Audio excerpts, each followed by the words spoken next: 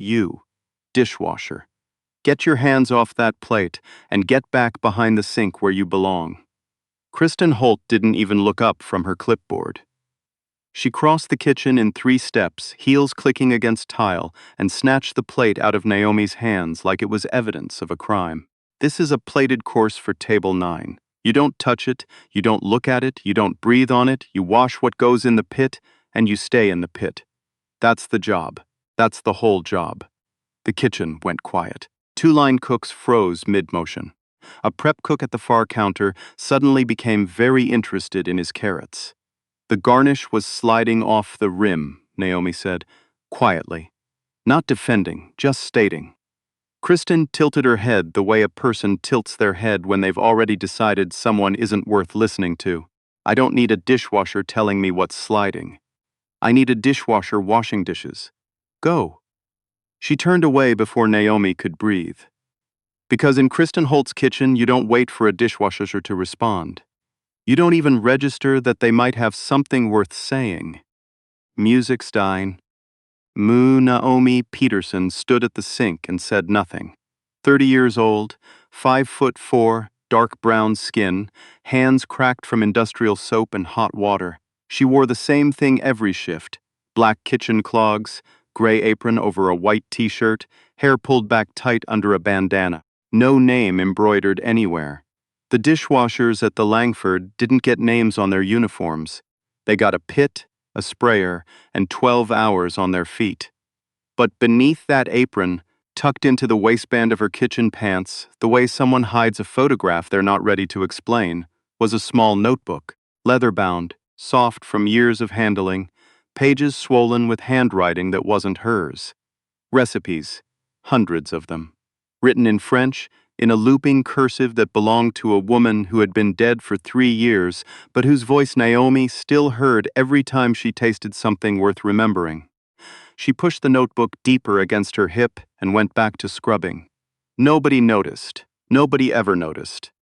Music's dying. The Langford sat on a quiet block in Lower Manhattan, the kind of restaurant that didn't need a sign on the door because the people who dined there already knew where it was. 24 seats. No menu. 7 courses chosen by Chef Raymond Cross each evening, and a wait list that stretched 11 weeks into the future. 2 Michelin stars, and everyone in the industry knew the third was close. Close enough to taste, close enough to lose, which is why the email that arrived on a Tuesday morning set the entire building on edge. Sasha Rivera, the hostess, read it first. Then she printed it, walked past the bar, past the private dining room, and placed it on Chef Cross's desk without a word. He read it twice. Then he took off his glasses, set them on the paper, and sat very still for a long time. Jean-Luc Moreau was coming. Not just any visit. A Thursday evening, party of 4, a tasting menu prepared specifically for him, and a 2-page letter of preferences, written entirely in French, detailing everything from ingredient sourcing to the temperature at which bread should be served to the specific mineral water his palate required before each course. Jean-Luc Moreau. 71 years old, 3 Michelin stars earned before he turned 40. Retired from cooking, but not from influence. Now the most powerful restaurant consultant in Europe. His word could elevate a restaurant or erase it. Publications didn't review a fine dining establishment without asking what Jean-Luc thought. Michelin inspectors didn't ignore what Jean-Luc endorsed. If Thursday went well, the 3rd star was no longer a question. If Thursday went wrong, it wasn't just the star. It was everything. Chef Raymond Cross, 58, silver-haired, lean, the kind of man who spoke in short sentences because he'd spent 30 years letting his food do the talking, stood up from his desk and walked into the kitchen. He gathered the team, 12 people. He told them simply, directly, without drama. Thursday is the most important service this restaurant has ever had. Every plate, every second, no margin. Kristen Holt stood at the edge of the group, arms crossed, already calculating the front-of-house choreography. She hadn't read the French letter. She didn't need to. She had managed 3-star dining rooms in New York for 15 years. She knew how these evenings worked. "I'll handle the floor," she said. "Devon can translate the letter." Devon Park was the sous chef, 34, Korean-American, 4 years of culinary school in Lyon. His French was fluent, technical, precise. Raymond nodded. Devon, I need the full translation by end of day. Devon was already pulling up the document on his phone. I'll have it in 2 hours. 40 feet away, behind the steel partition that separated the dish pit from the rest of the kitchen, Naomi Petersen could hear everything through the thin wall. She had stopped scrubbing. Her hands were still in the water, but her eyes were fixed on a point somewhere past the wall, somewhere past the stainless steel, and the noise and the years of standing exactly where she was standing now. She could hear Devon reading fragments of the letter aloud, sounding out a phrase about sauce preparation. And without thinking, without even realizing she was doing it, her lips moved. Silently. Precisely. Completing the sentence Devon was struggling with, in the accent her grandmother had drilled into her since she was 5 years old. She caught herself, closed her mouth, went back to scrubbing. But here's what nobody knew. Musicstein. The notebook against her hip wasn't a souvenir. It was a library. Her grandmother, Lucienne Petersen, everyone called her Mémé, had been born in Port-au-Prince, Haiti, in 1941. 19, she moved to New Orleans, where she spent the next 22 years cooking alongside a French master chef named Guillaume Bérard at his restaurant on Magazine Street. Not as an equal, not at first. She started washing lettuce. She ended running his kitchen when he was too drunk to stand, which toward the end was most nights. Guillaume taught her classical French technique the way it was meant to be taught. Through repetition, through fury, through 10,000 plates that weren't good enough until suddenly one was. And Mémé absorbed it the way certain people absorb language, not as information but as identity. She never opened her own restaurant. She couldn't afford to. She raised 3 children, buried a husband, and cooked for anyone who needed feeding, which in her neighborhood was everyone. But she kept every recipe, every technique. Every note Guillaume ever muttered in French while adjusting a beurre blanc at midnight. All of it in that notebook, in her handwriting, in the language she'd learned to think in before she learned to think in English. She started teaching Naomi at age 5. Not with books, with her hands. Taste this. What do you taste? No, taste again. Slower. Saffron. But what else? What's underneath the saffron? By the time Naomi was 12, she could identify 40 herbs blindfolded. By 16, she understood mother sauces the way engineering students understand physics, as architecture, as logic, as the invisible structure holding everything else together. She applied to culinary school twice. Deferred once for her mother's medical bills. Deferred again when Cleo arrived, 7 pounds, 4 ounces, screaming like she already had opinions about the world. And somewhere in all that deferring, the world moved on without asking if Naomi was ready. Mémé died 3 years ago. Pancreatic cancer, fast and merciless. The last thing she'd said to Naomi, sitting in a hospital bed in Brooklyn, hands that had julienned 10 million vegetables now thin as paper. The food is yours now. Don't let it get cold. The notebook in Naomi's waistband wasn't nostalgia. It was an inheritance. She kept it with her the way a soldier keeps a photograph, not to remember, but to stay ready. Mémé used to say, a recipe is a door, you carry the key. Whether anyone lets you into the kitchen, that's their loss. Naomi believed that. Most days. Musicstein. Musgad, Wednesday morning. Devon Park woke up with a 102-degree fever and a throat swollen shut. He called Raymond at 6 a.m., voice barely audible. Chef, I can't come in. I can't swallow. Raymond stood in his apartment, phone pressed to his ear, eyes closed. He asked one question. Did you finish the translation? 90%. The last 2 pages. There's some regional dialect, old culinary terms. I flagged them. I was going to finish today. Raymond hung up. He stood at his kitchen counter for a full minute, doing the math in his head. 27 hours until Jean-Luc Moreau sat down at table 1. No sous chef. An incomplete translation of a document that contained, somewhere in those last 2 pages, requirements that could make or break the evening. He called 3 freelance translators. One didn't answer. One was in Montreal. The third quoted a 2-day turnaround.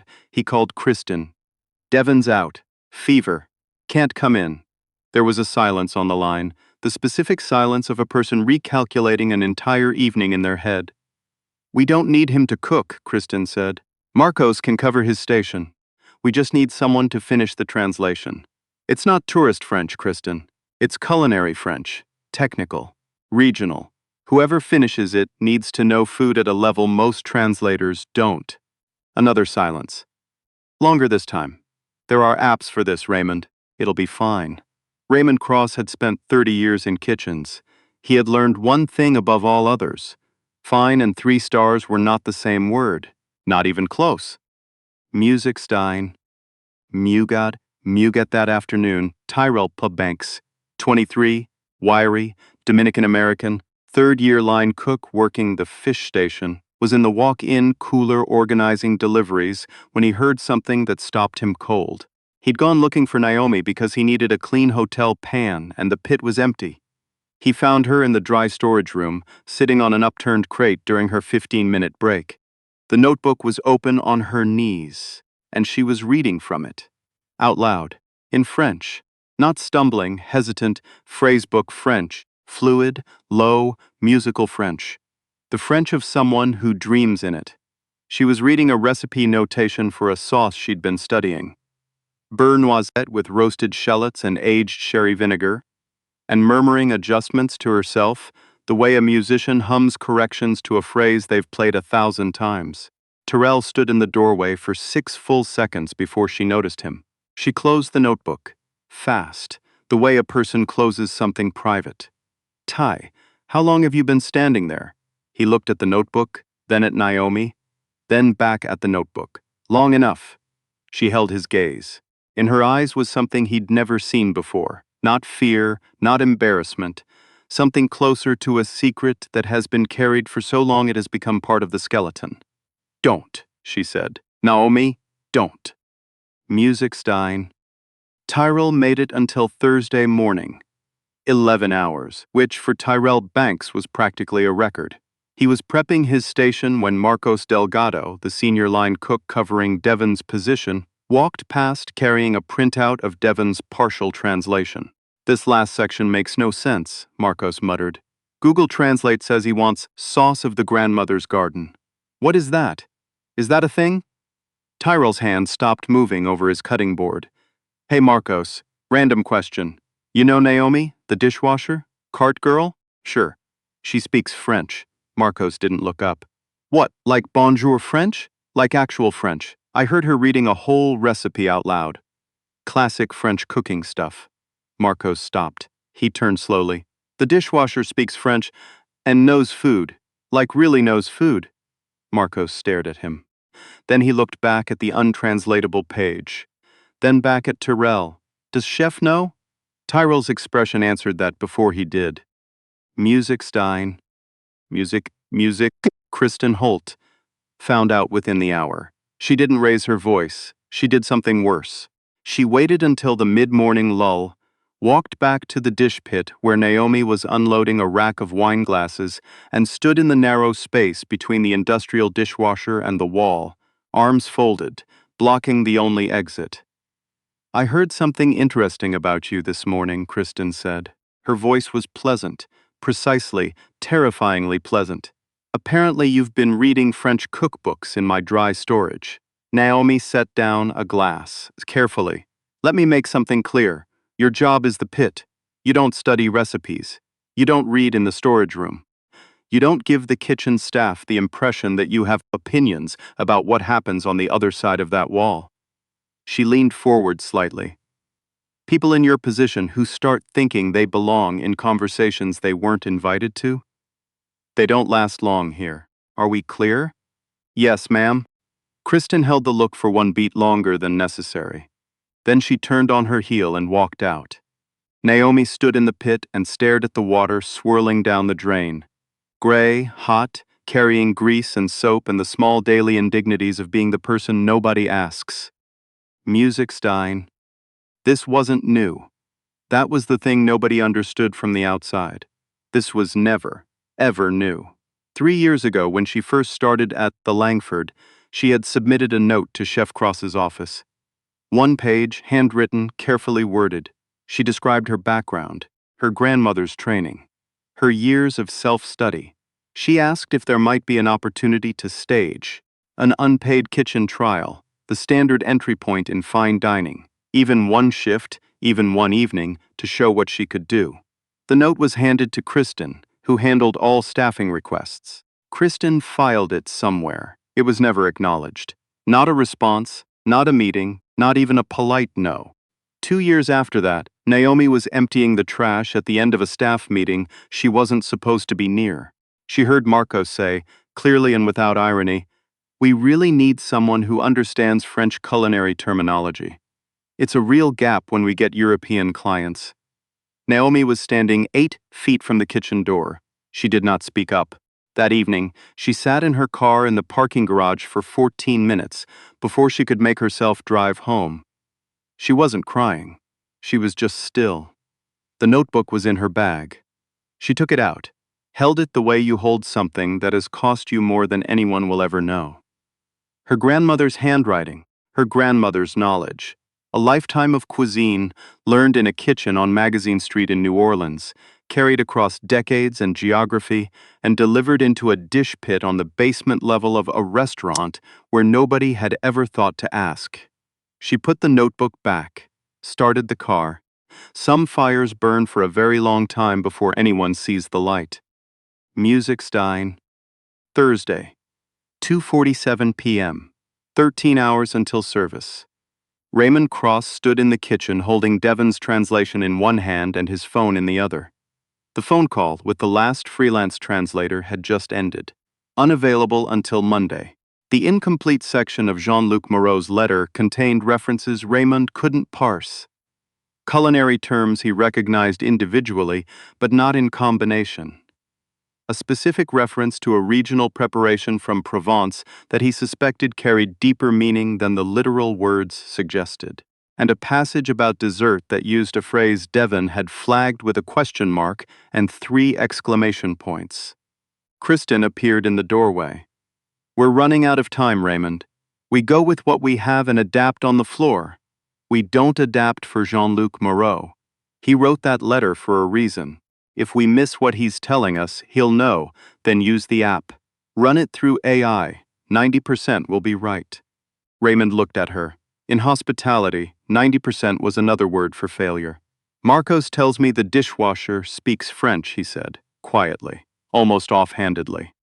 The way a man says something when he's been thinking about it for 2 hours, and has only now decided to say it out loud. Kristen's expression didn't change. But something behind her eyes went very still. "She's a dishwasher, Raymond. She speaks French and apparently knows food. She scrubs pots." Raymond set the papers down. "Get her, Raymond. Please ask Naomi Petersen to come to my office." The please was not optional. It was the kind of please that arrives wearing the uniform of a request and carrying the weight of an order. Musicstein. Naomi had never been to Chef Cross's office. Not once in 3 years. Every interaction with management had been through Kristen, and every interaction with Kristen had been a reminder of where Naomi stood, which was behind a steel partition, up to her elbows in other people's dirty plates. She knocked on the open door. Her hands were still damp. She smelled like dish soap and lemon sanitizer. Raymond looked up, gestured to the chair. "Sit down, please." She sat, straight-backed, hands in her lap, the notebook pressing against her hip like a heartbeat. He didn't perform urgency. He didn't lean forward or check his watch.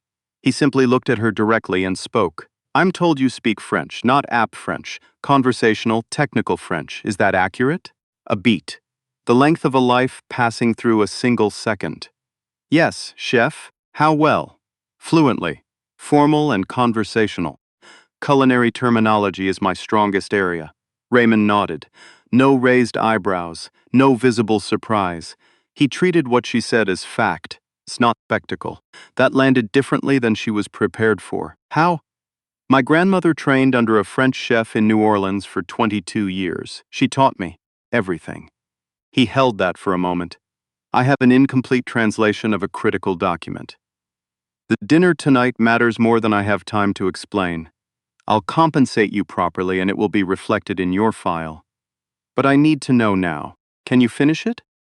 Naomi looked at him. She had imagined a version of this moment. Not here.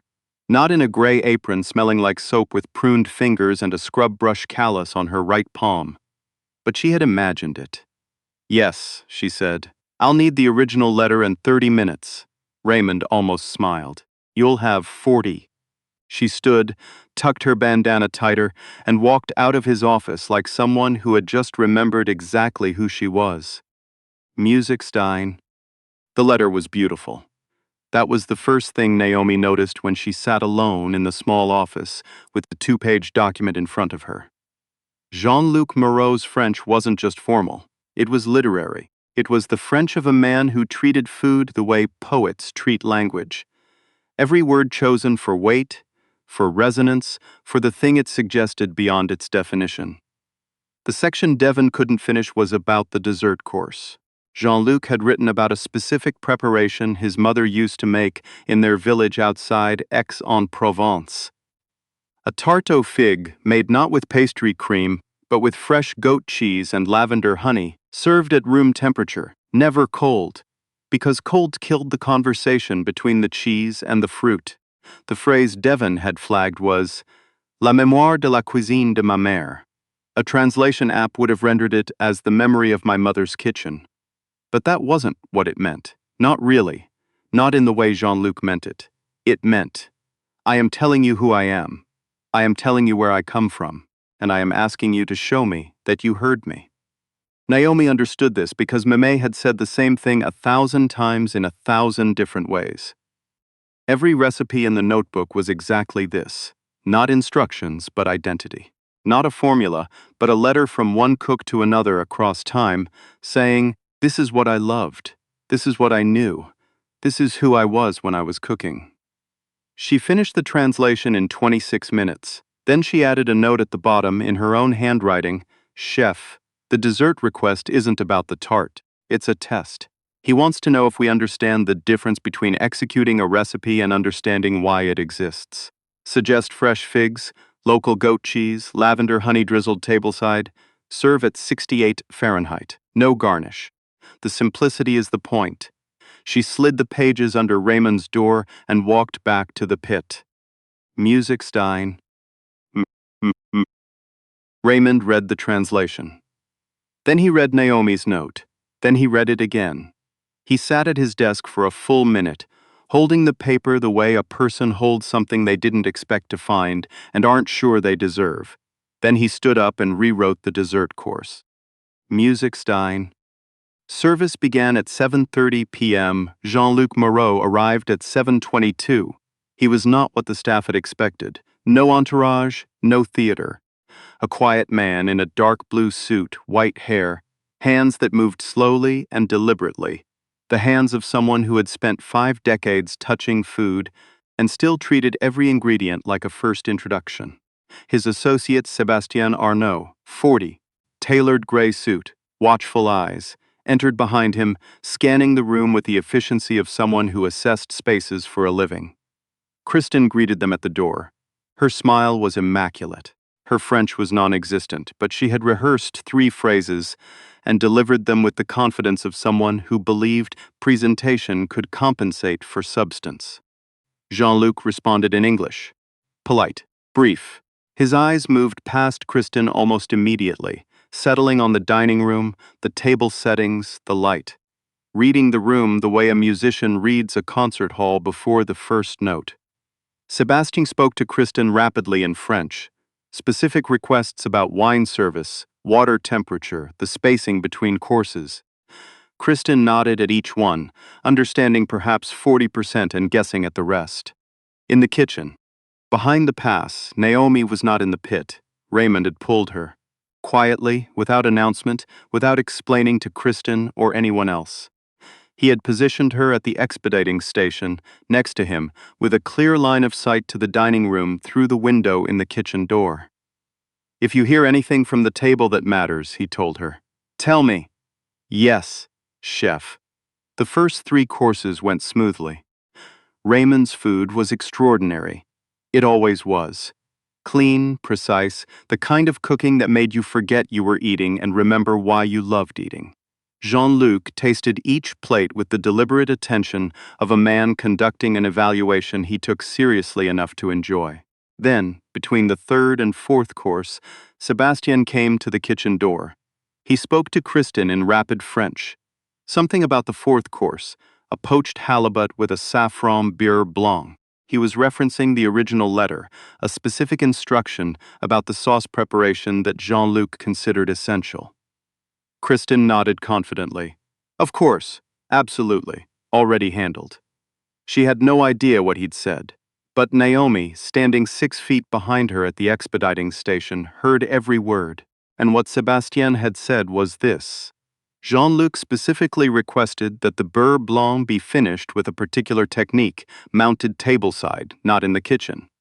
A classical method that most modern restaurants had abandoned. It was, like the dessert, a test. Not of skill, but of listening. Naomi leaned toward Raymond. Chef, he just said the beurre blanc needs to be finished tableside. Classical mount. It was in the letter. Raymond's eyes cut to her. It wasn't in Devon's translation. It was in mine. Page 2, 4th paragraph. Raymond went still. He looked at the plate being assembled on the pass. The sauce was already on it. Already plated. Already wrong. How much time? They're between courses. 4 minutes, maybe 5. Raymond made the call in 3 seconds. He pulled the plate, re-prepped the components, and sent Marcos out with a copper saucepan and the base for a tableside finish. Marcos, to his credit, executed it beautifully. He'd trained in Lyon and knew the technique even if he hadn't expected to use it tonight. Through the kitchen door window, Naomi watched Jean-Luc's face as the sauce was mounted at his table. The old man's expression didn't change visibly, but his posture did. The specific, almost most imperceptible settling of a man who has just received evidence that he is being listened to. Sebastian watched the tableside preparation, then looked toward the kitchen. Through the window, for one brief second, his eyes met Naomi's. He paused. Something registered. He looked away, but the look stayed. Music's dying. The 5th course was lamb. The 6th was cheese. Both were flawless. Raymond was cooking at a level Naomi had only read about, the kind of cooking that made every plate feel like a sentence in a longer argument about what food could be. Then came dessert. The tarte aux figues, fresh local figs, split open, arranged simply on a thin round of short crust. Fresh goat cheese from an upstate farm crumbled by hand, not piped. Lavender honey from a beekeeper in the Hudson Valley, warmed to exactly 68 degrees, brought tableside in a small ceramic pitcher. No garnish, no architectural plating, no foam, no gel, no edible flour, no powdered sugar, nothing. Just a plate that said, I heard you, I know where you come from, and I'm showing you, not telling you. Marcos carried it out. He placed it in front of Jean-Luc without commentary, because Raymond had instructed him not to explain it. The dish would explain itself or it would fail, and no amount of words could change which one it would be. Jean-Luc looked at the plate. He didn't touch it immediately. He looked at it the way a person looks at a photograph of someone they haven't seen in decades. Then he picked up his fork. Then he set it down again. He said something to Sebastian, very quietly, that Naomi couldn't hear from the kitchen. Sebastian stood up and walked to the kitchen door. He pushed it open. Every cook on the line went rigid. Sebastian spoke. In French, calm, directed at the room, but clearly intended for whoever was actually responsible. Mr. Moreau would like to know who composed this dessert. Not who plated it, who conceived it. Silence. The specific silence of a kitchen where 12 people are looking at each other and nobody wants to be the one who speaks. Raymond Cross looked at Naomi. Naomi looked at the floor. White tile, hexagonal, cold. The same floor she'd been staring at for 3 years. Naomi, Raymond said, quietly. Not an order, an invitation. She looked up. Her eyes were steady. Behind them, something enormous was moving. The weight of 3 years of silence shifting against the weight of one moment that asked her to stop being silent. The dessert was my recommendation, she said, in French. directly to Sebastien, based on Mr. Moreau's letter. He wrote about his mother's kitchen. The tart is not a recreation. It's a response. Sebastian stared at her. Gray apron, dish soap hands, bandana, and the most precise, culturally fluent French he had heard from an American in years. He returned to the table. He relayed her words. Exactly. Jean-Luc Moreau set down his fork. He had taken one bite. He looked toward the kitchen, through the window, at the woman in the gray apron standing at the pass. Then he stood up. Music's dying. He walked to the kitchen door. Sebastien followed. Every cook in the kitchen straightened. Kristen, who had been hovering near the host stand, saw the movement and crossed the floor in 4 strides, arriving at the kitchen entrance just as Jean-Luc pushed through it. He walked past Raymond, past Marcos, past the line cooks and the prep station and the grill and the guard manger. He walked directly to Naomi Petersen, who was standing at the expediting station with her grandmother's notebook pressing against her hip and her hands still carrying the faint smell of dish soap. He spoke to her in French. "Who taught you?" "My grandmother, sir. She trained under Guillaume Berard in New Orleans." Jean-Luc's eyes changed. Not surprise, recognition. The deep, specific recognition of someone hearing a name they haven't heard in decades. "I knew Guillaume," he said softly. "He was a madman and a genius. Mostly a madman." A pause. "But his sauces were perfect." "My grandmother's were better," Naomi said. Jean-Luc Moreau looked at her for a long moment. The apron, the bandana, the cracked hands, and then her eyes, which held nothing apologetic and nothing defiant. Just the steady clarity of a person who knows exactly what they are and has been waiting, with the specific patience of someone who tends a fire alone, for one single person to ask. He reached into his jacket and produced a card, cream-colored, heavy stock, his name embossed on one side, a phone number on the other. He presented it with both hands and a slight bow of his head. "This card," he said, "is for a chef, regardless of what she is wearing." Music's dying. The kitchen went absolutely still. 12 people. Nobody moved. Nobody breathed. Naomi received the card with both hands, steadily, without rehearsal, without hesitation, the way Mame had taught her to receive anything offered with respect by returning it in kind. Her hands were perfectly steady. Jean-Luc turned to Raymond. He spoke in English now, slowly, for the room. "Your food tonight was exceptional. But your greatest asset is not on your menu. She is standing in your dish pit, and you almost did not ask." He let that land. "Then, I will be recommending this restaurant. But I will be watching what you do next more closely than what you did tonight." He turned and walked out of the kitchen. The door swung shut behind him. For 5 full seconds, nobody spoke. Then Kristen Holt's voice, sharp, cutting through the silence. "Raymond, we need to discuss." "Not now, Kristen. The protocol here is, I said not now." The 2 words carried the specific authority of a man who has just watched something important happen and will not allow it to be diminished someone who didn't understand it. Music's dying. Later that evening, after the kitchen was broken down and the last pot was scrubbed, and the lights were dimmed to their overnight setting, Raymond found Naomi in the hallway by the service entrance. She had her jacket on, bag over her shoulder, keys in her hand, ready to leave the same way she left every night, through the back, quietly, without anyone noticing. "Naomi." She stopped. "What you did tonight, the translation, the dessert, the save on the beurre blanc, that was beyond exceptional. I want you to know that I see it, and I should have seen it 3 years ago." She looked at him carefully. The way someone looks at praise when they've spent years learning to check whether it comes with conditions. Raymond saw the look. He understood exactly what it meant. "You submitted a note when you started here, about your background, your training. It should have been taken seriously. It wasn't. That was a failure of this kitchen, and it was my failure, because this is my kitchen and nothing that happens in it is someone else's responsibility." The hallway was quiet. Somewhere down the corridor, a compressor hummed, the faint sound of a cab honking on the street outside. Naomi's jaw worked slightly, just slightly. the specific movement of someone receiving something they had stopped expecting and are not yet sure how to hold. "Thank you, Chef Raymond." A beat, the smallest shift. "Raymond!" He nodded once. And that was enough. Music Stein. As Naomi walked through the kitchen toward the back exit, Terrell Banks was leaning against the fish station, still in his apron, cleaning a knife he had already cleaned twice. He saw her coming. He started clapping. Quietly. Just him. The way a single person claps when they've watched something happen that they will tell their children about, and it still won't sound true. Marcos Delgado, wiping down the pass, heard it. He set his towel down and joined. Sasha Rivera appeared in the doorway between the dining room and the kitchen. She didn't know all the details, but she knew enough. She joined too. Naomi shook her head, kept walking.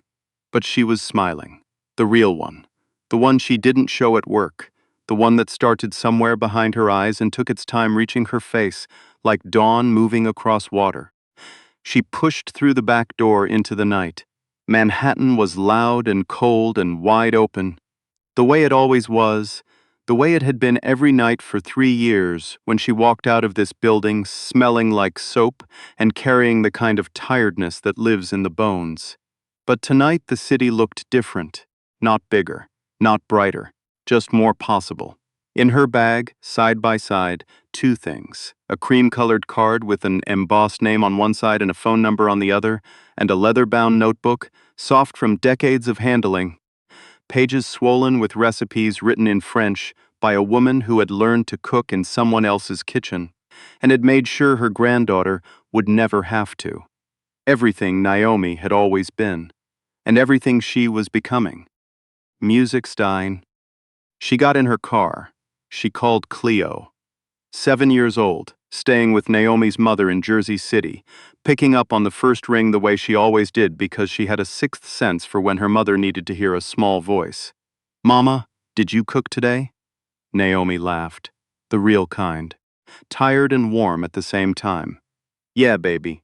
I cooked today. Was it good?" She leaned her head against the steering wheel, closed her eyes, and let herself feel everything, all of it. The dish pit and the notebook and the years and the soap and the silence and the card and the fig tart and Jean-Luc Moreau standing in her kitchen, saying the word chef like it was the only word that mattered. It was the right day, she said. Cleo accepted that the way children accept things they don't fully understand but somehow already trust. Music Stein. 2 weeks later, Naomi Petersen was still at the Langford. But something was different. Her name badge no longer said kitchen support. It said sous chef, culinary development, a position that hadn't existed 15 days ago. A position that Raymond Cross wrote the description for himself, based on a letter from a 71-year-old Frenchman who had eaten one bite of a fig tart and recognized, in its simplicity, the hand of someone who had been trained by someone who had been trained by someone who understood that cooking was not a job but a language, and that languages, when spoken with enough love, never die. Kristen Holt resigned 11 days after the dinner. The official reason was a new opportunity. The unofficial reason was a 45-minute conversation with the restaurant's ownership group, in which a specific pattern of behavior was reviewed in specific detail, and the phrase systemic failure to develop internal talent was used more than once. The gray apron was gone. The bandana was gone. Naomi wore chef's whites now, her name embroidered over the left breast pocket in the same font as everyone else's. She still walked the same kitchen, still knew every station, every walk-in shelf, every corner of the dish pit she'd scrubbed for 1,000 shifts, but she walked differently now. Not because anything about her had changed. Because the kitchen had finally caught up to who she already was. It wasn't a fairy tale ending. She didn't get a cookbook deal. She didn't make the cover of a magazine. No one threw a party. What she got was a title that matched her capability. A salary that matched her contribution. And a place at the pass when Raymond planned the menu each week. The menu for a restaurant that, 4 months later, would receive its 3rd Michelin star. It was not everything. but it was the beginning of everything. Music's dying. Think about where you work right now. Think about who is around you. Who is in the background?